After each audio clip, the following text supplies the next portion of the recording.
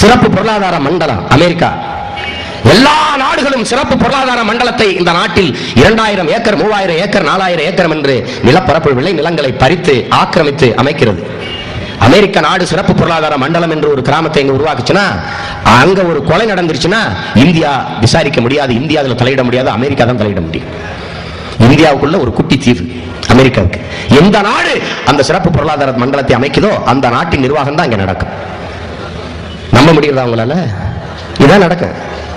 அப்ப என்ன, என் தேகத்தில் எங்கெங்கு தேமல் விழுகிறதோ அதுபோல இந்த தேசத்தில் ஆங்காங்கே சிறப்பு பொருளாதார மண்டலங்கிற பெயரிலே தேமல்கள் விழுகிறது.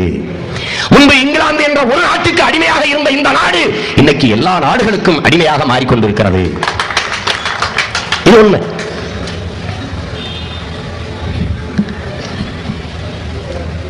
ஏன் விவசாயம் பத்தி கவலைப்படுறதில்லை? அவன் தேவையில்லை. எப்ப